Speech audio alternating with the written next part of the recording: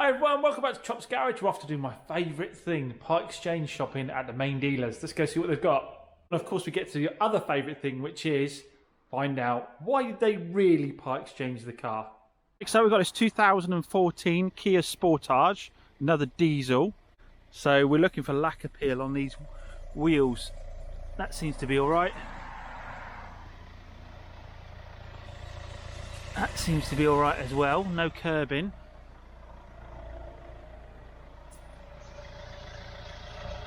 No curbing there. They just look dirty. Oh, a bit of lack appeal on that one. That's the only one that's got a bit of lack appeal on. So the wheels look to be overall in good condition. Obviously bodywork's hard to tell, but I can't see any obvious dinks or dents. Don't see any scraping on the corner of the bumper. We've got rear parking sensors. Can't see any scrapes there either. It looks straight, it just needs a really good clean inside. It is a bit dirty, but that is cosmetic. I think this is all going to clean up nice. All the leather is in good condition. It's nice spec. Got a bit of wear there where the seatbelt's rubbed against it. But yeah, it's nice spec wise. We've got all round electric windows, electric mirrors, auto fold, stop start, hill descent.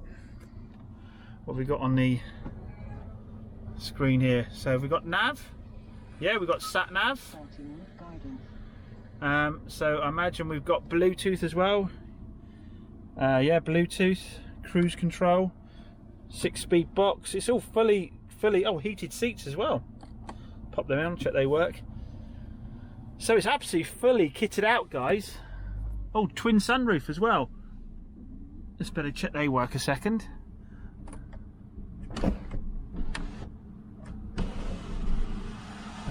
Or is that just a blind? That might just be a blind on the back one, I think, actually, because this one goes over the top. So I imagine that's just a sun blind on the back there. Seems a little slow. 102,000 miles on it. So have a look for service history. Right, Kia service 2015, 2016, 17, 18, 20, 21. Okay. So maintenance isn't too bad. So the specs, right, should clean up really nicely. Service history's decent on it. So under the bonnet, straight away, surely there should be a cover here, shouldn't there? We've got something around that injector there. Looks like maybe someone was trying to get it out, possibly. Don't have any leaking on the under tray. The coolant is at the right level. Is it oily? Royston, you told me that one, didn't you? Check if the coolant's oily. It is a little on the dark side. There's a lot of mud in it. So there's a few signs that we should go ahead with some caution, I'd say. What's the cold oil level on it? Possibly overfilled, which can also be a sign you've got leaking past the injectors where diesel's getting into the sump. Yeah, that's quite a bit overfilled, that. So it is either just overfilled or we could have diesel leaking past the injectors into the sump. So starts happily enough. It's not been moved because the other car was in front of it. I can't show you because I'm not supposed to film in the yard here, but there's no smoke coming out the exhaust system when I'm revving it up. Let's have your comments down below. What do we think the trade value of this vehicle is? Excuse the road. What do we think the trade value of this vehicle is, and what do we think the retail value of this is? And if you're enjoying playing this game, please give the video a thumbs up, because that's the biggest thing you can do to help the channel. We're trying to hit 40,000, and it's also the biggest thing you can do to help this content be suggested to other people that might also enjoy it. So yeah, it only takes a second. Just give us that thumbs up button down below if you don't mind. Obviously give it a thumbs down if you're not enjoying it. Right, okay, yeah, so I'll have a look at your comments and we'll see how far you off with the valuations. We'll go through them a little bit later in the video. And of course, if you think you'd run a mile, just put down below you'd run a mile. I'd be interested to hear that too as well, because this is what this game is all about. It's all just a gamble, isn't it? Based on what you've seen and how hard it is to get stock, and the fact that this is probably going to be a really good seller for our area, would you risk it for a biscuit, or would you run a mile because of the engine cover? I think with the Sportage, as we think there might be a bit of a story behind it, let's do a CarVertical, see how it checks out. So just bung in that reg, BU14 HVC.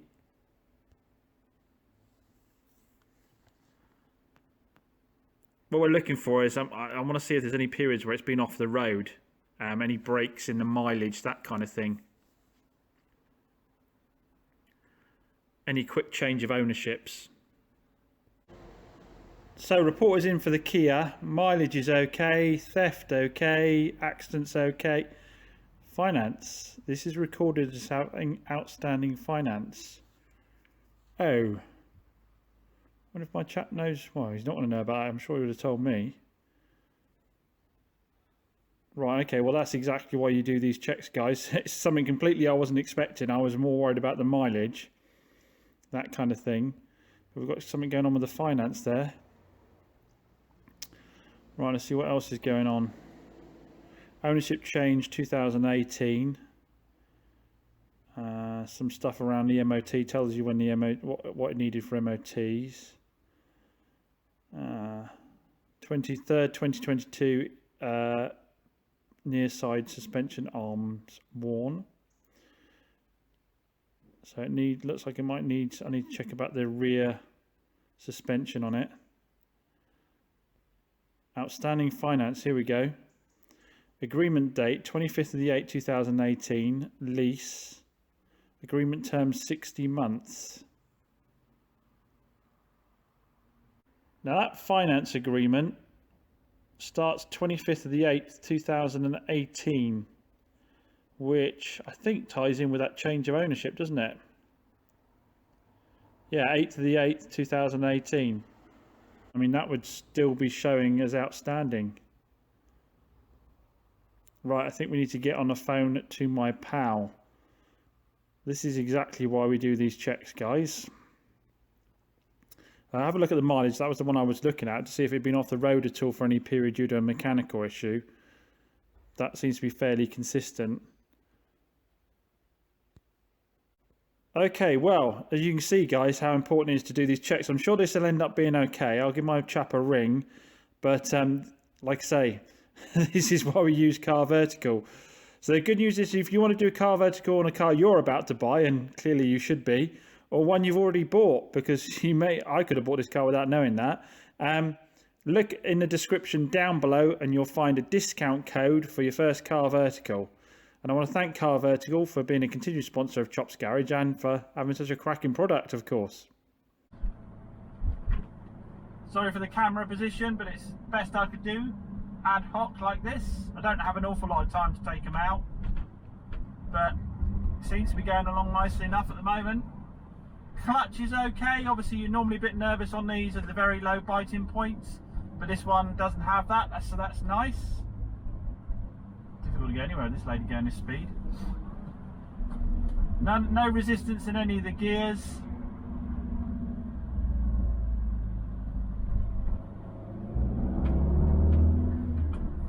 Have we got a nice bit of punch? Yeah, it's going okay. Pulling okay. Again, I'm keeping a very close eye at the back for any whiff of smoke on acceleration, so I'm dropping it down a cog and going. If we have got that issue of diesel leaking into the sump, it should have really started with a big cloud of smoke, I would have thought. I'm sure you'll tell me otherwise, but that's what I have been told to look out for, I'm sure. It certainly started no problems at all. If you've got diesel leak down, normally they're a bit of a bugger as well to start, I thought. And because you've got the unburnt fuel sitting in the piston, you normally get big clouds of smoke when you start it. Not seeing anything like that at all. Good mate, it's 40, not 20, mate.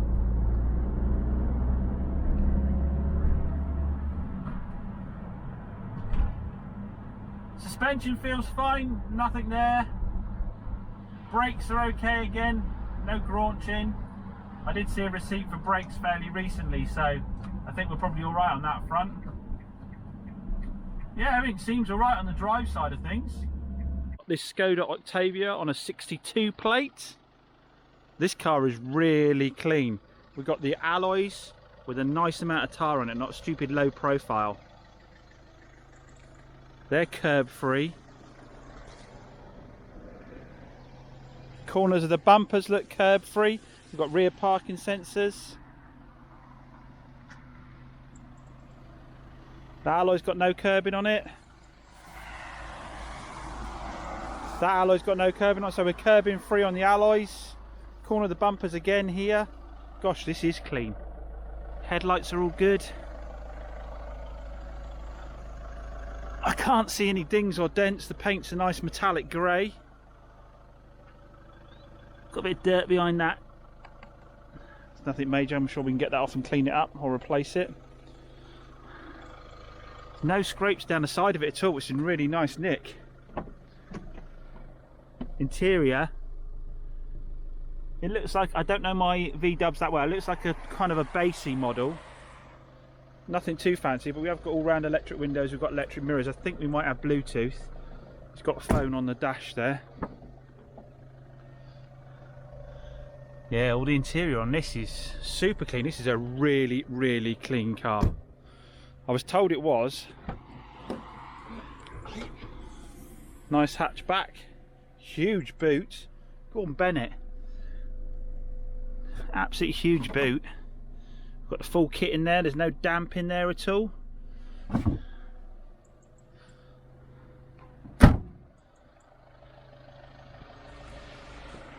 Yeah, looks nice.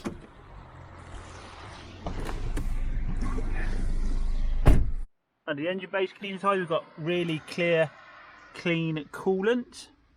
So we want to check the service history and see if it's had recent servicing, because that can be either a good thing or a bad thing, can't it? But everything here seems good. Looking for leaks. All the coolers and stuff like that seem to be good. I can't see any oil on the under tray down the bottom there.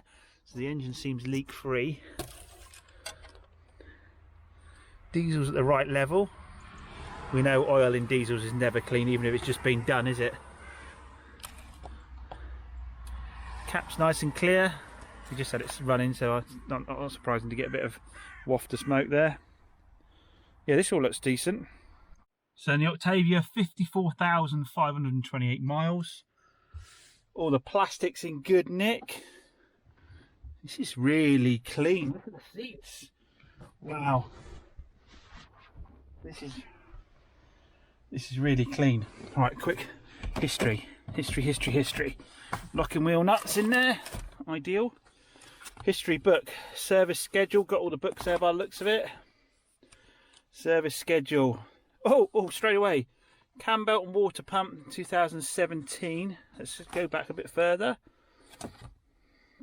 What have we got? That's weird. Why does it start later in the book? Oh, 14th 11th 2022. Engine oil, brake fluid at 54,000 miles. So it's just had a service. Had a service in 2019. Skoda Major 18, 16 and 14. I don't know what the factory service intervals were on the 2022. Big service here. Minor service, water pump. What else is that? Oh, cam belt and water pump. Yes. 14th 11th 22. It says had 2 cam belts in its 54,000 miles. One of them was done. Was done this month. Look at that. Get in, guys. Get in. That's got to be like a £700 bill there. Whew. So our LCDs are working on our screen okay there. So we have got Bluetooth for the phone. We've got the rear parking sensors, of course. Yeah, that's kicking in as it should. Aircon.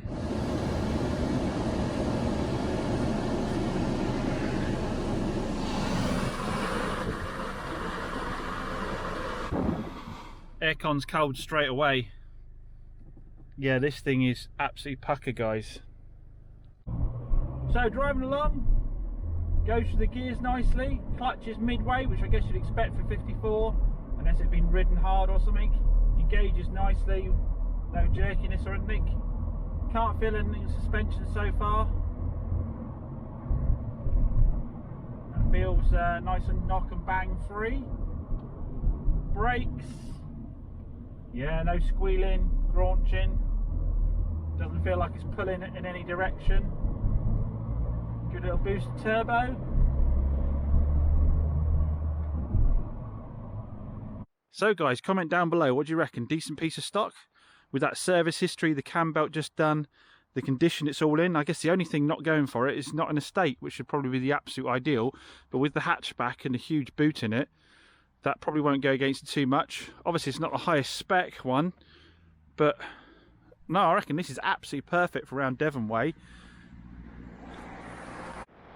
Having heard of VRS, I can tell you that they with the narrow tyres, they crash all over the place. So that's the right alloy wheel setup for this one. Yeah, comment down below. So let's have a little bit of a game. What do you think its trade value is? What do you think its retail value is? And how quickly do you think it'd sell? So comment down below. What do you reckon trade value? What do you reckon retail value? So 62 plate, 52,000 miles. I've raced back from viewing those part exchanges because there's a couple that absolutely had to see the X-Trail, and it was down getting an MOT and a service. Lucky the boys hadn't started it yet, so I raced down straight after. So I did gym part X's and went and picked this up straight away for him, brought it back here. I said, do you want to wait until it's MOT'd and then you can pop back and it? No, we'll see it today. So okay. I said, have you seen the walk around video? Yeah, seen the walk around video, great. I said, fantastic. Okay, because that means I know they know the car already and should be quite a simple decision for them to make. So they came out and I said, oh, just out of interest, the 7-seater's rare because I'm getting a lot of messages on this car. And they went, oh, is it 7-seat? The video shows you putting the seats up and down in the back. The listing says it's 7-seat. Oh, I'm not sure we need a 7-seater. I said, well, it doesn't matter if you don't want a 7-seater because it's exactly the same car. The seats are just in the boot. They went, oh, does that mean the boot's smaller? I said, well, no, it's the same length as it was. You just got the seats fold down in the back, don't they? They went, oh, right, okay, oh, right. Well, we'll have a look around it. So I left them with it to have a little look around. And so there's the seats. They fold flat in the floor. They make no difference to the boot space. You've got the same boot space you would have done anyway. So they looked around it for about 10 minutes, wandered back in with the keys, which you always know when they wander back in with the keys, ready to hand them straight back to you, and they don't want to go for a test drive. They said, oh, okay, we're going to have a think about it because we're not sure with the dogs if they're going to damage the back of the seats. I said, but surely even on a 5-seater one, you'd be putting a rubber mat down so they didn't damage the carpet, wouldn't you? They went, yeah, probably. Well, tell you what, if you take it down and get the MOT work done, and get the service done, we'll have a think about it. Perhaps we'll see some others and then we'll come back to you. I was like, okay, thanks a lot, no problem. I've got 2 other people that are already in line to have this if they didn't have it. They were the first to view it, so I'll just give them a bell now. But so I've got to take it back down for its MOT now, so that's a bit of a pain in the bum, isn't it, to race around. I could have taken more time looking at those part X's. I only raced back because I knew I had these people coming to look at it.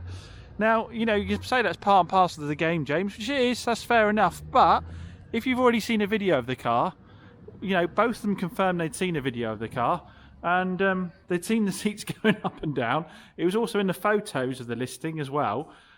It's kind of a bit time wasting, isn't it, to come and look at a car? Anyway, strange. There's now a strange as folk. You find that in this game, that's for sure.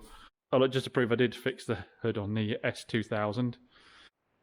So back at the unit, I've called my chap about the outstanding finance that CarVertical flagged, and he's told me that actually, yeah, he did, and they paid it off yesterday. So CarVertical's bang on with that. I'm sure that won't be showing as updated yet.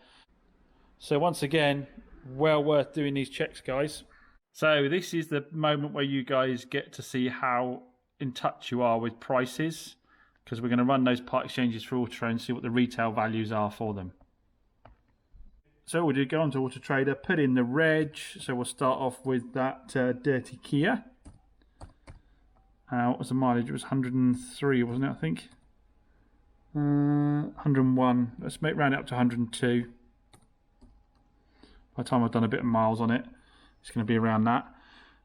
So it is, I didn't know what the exact spec was when it came down. It is a 1.7 CRDI Dynamics 3, so 3 indicates it is the higher spec. It's a 2-wheel drive, which, to be honest, people want the 2-wheel more than the 4-wheel because they don't want the fuel drain of the 4-wheel drive. They just want the extra ground clearance around here. So it says the retail is 7,309. Now, as you guys know, I don't work on that, so that's going to be a 6,995 car, isn't it? That's probably where it's going to be. It might be worth me popping on, just having a look at what everybody else is selling theirs for, but I think realistically that's a 6,995 car.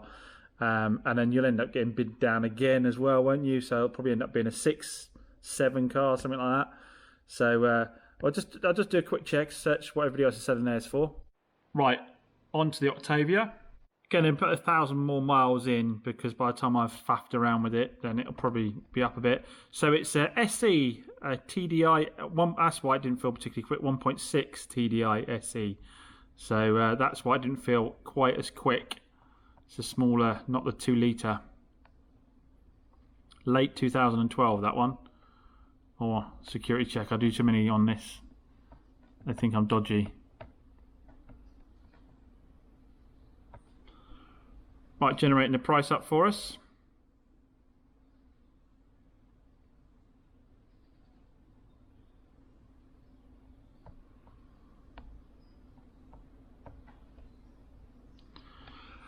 Right, so it says the retail value is 5,857. Again, I'm thinking straight away that that's probably 5,495 is the proper price. But I think with that one, based on it being so clean and that service history, if I'm already under Auto Trader, I think I should be absolutely firm at 5,495.